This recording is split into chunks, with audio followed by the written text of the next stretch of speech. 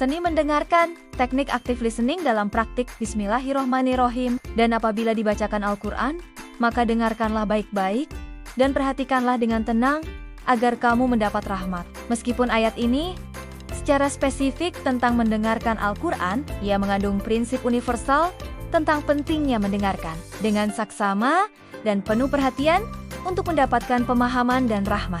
Assalamualaikum warahmatullahi wabarakatuh. Bapak dan Ibu guru yang dirahmati Allah, pada video sebelumnya, kita telah membahas pentingnya membangun rapor sebagai jembatan hati dengan siswa, salah satu pilar utama dalam membangun rapor dan fondasi. Dari semua komunikasi yang efektif adalah kemampuan untuk mendengarkan secara aktif. Seringkali kita berpikir bahwa mendengarkan itu hanyalah proses pasif, di mana kita diam saat orang lain berbicara. Namun, mendengarkan aktif jauh lebih dari itu. Ini adalah sebuah seni dan keterampilan yang melibatkan partisipasi penuh dari kita sebagai pendengar untuk memahami secara akurat pesan yang disampaikan oleh pembicara.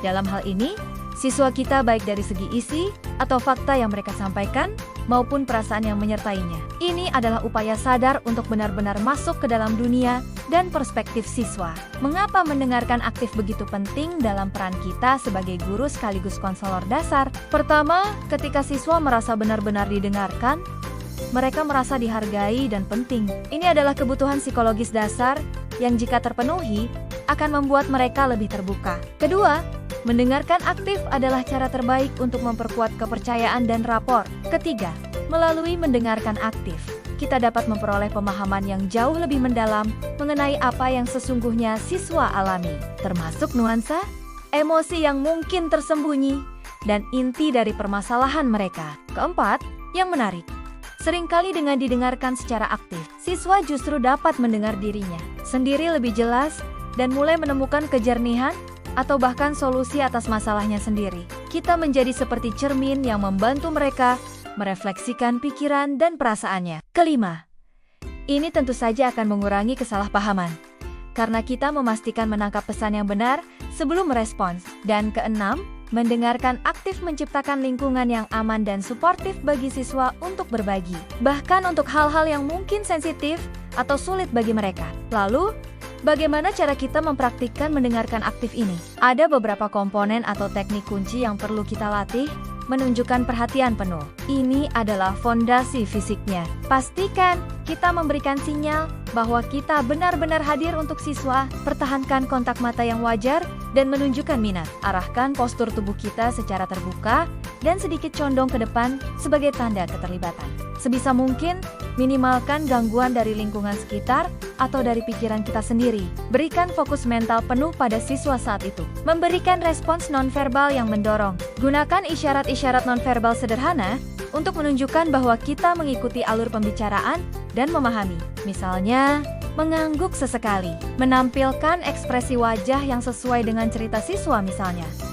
Ikut tersenyum jika ia bercerita hal lucu, atau menunjukkan ekspresi prihatin jika ia bercerita hal sedih, atau gumaman singkat seperti MMHM, iya, oh begitu. Atau lalu, respons kecil ini memberi sinyal kepada siswa bahwa kita terlibat dan mendorong mereka untuk terus berbicara. Parafrase.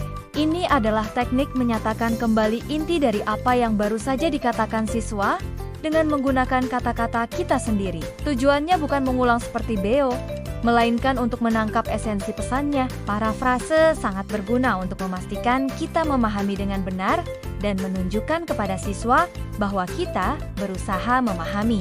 Contohnya, jika siswa berkata, "Saya bingung sekali, Bu. Tugasnya banyak, waktunya mepet. Belum lagi harus bantu orang tua." Kita bisa memparafrase. Jadi, kamu merasa ada banyak tekanan dan kesulitan mengatur waktu antara tanggung jawab sekolah dan di rumah ya? Refleksi perasaan. Ini adalah kemampuan untuk mengidentifikasi dan menyatakan kembali emosi yang tersirat atau terang-terangan diungkapkan oleh siswa. Ini sangat kuat untuk membangun empati dan membantu siswa merasa dipahami secara emosional. Misalnya, jika siswa bercerita dengan nada lesu, "Saya sudah belajar, tapi nilai saya tetap saja tidak bagus." Kita bisa merefleksikan perasaannya. Kedengarannya, kamu merasa sangat kecewa dan mungkin sedikit putus asa ya. Dengan hasil itu, ini memvalidasi perasaannya dan membantunya mengenali emosinya. Klarifikasi. Jika ada pernyataan siswa yang ambigu, tidak lengkap, atau membingungkan? Jangan ragu untuk mengajukan pertanyaan klarifikasi. Tujuannya untuk memastikan pemahaman kita akurat dan juga mendorong siswa untuk berpikir lebih detail. Contohnya, jika siswa berkata, "Dia itu jahat sekali sama saya," kita bisa bertanya, "Bisa kamu ceritakan lebih lanjut? Perilaku spesifik apa dari dia yang membuatmu merasa dia jahat?" Merangkum. Untuk percakapan yang lebih panjang atau di akhir sesi bimbingan, merangkum adalah teknik yang baik. Ini berarti kita menyatakan kembali secara ringkas poin-poin utama dan perasaan-perasaan penting yang telah diungkapkan siswa. Ini menunjukkan bahwa kita telah mendengarkan keseluruhan ceritanya, membantu siswa melihat gambaran besar dan bisa menjadi transisi ke langkah berikutnya. Tentu saja, untuk menjadi pendengar yang efektif, ada juga hal-hal yang perlu kita hindari. Misalnya, jangan menginterupsi atau memotong pembicaraan siswa. Hindari terlalu cepat memberi nasihat atau solusi, karena seringkali siswa hanya butuh didengarkan terlebih dahulu. Jauhi sikap menghakimi atau mengkritik. Jangan mengalihkan pembicaraan ke diri sendiri atau meremehkan perasaan siswa. Dan yang pasti, jangan berpura-pura mendengarkan. Bapak dan Ibu guru yang kami banggakan, mendengarkan aktif adalah sebuah keterampilan yang membutuhkan latihan terus-menerus dan kesadaran diri. Semakin sering kita mempraktekkannya dengan niat yang tulus, semakin alami dan efektif kemampuan mendengarkan kita akan berkembang. Ingatlah, kadang-kadang hadiah terbesar yang bisa kita berikan kepada siswa yang sedang berjuang adalah telinga yang mau mendengarkan dengan hati dan perhatian kita yang tak terbagi. Pada video selanjutnya, kita akan melengkapi keterampilan mendengarkan ini dengan seni bertanya yang efektif, agar interaksi kita semakin memberdayakan siswa. Terima kasih atas perhatian Bapak dan Ibu. Wassalamualaikum warahmatullahi wabarakatuh.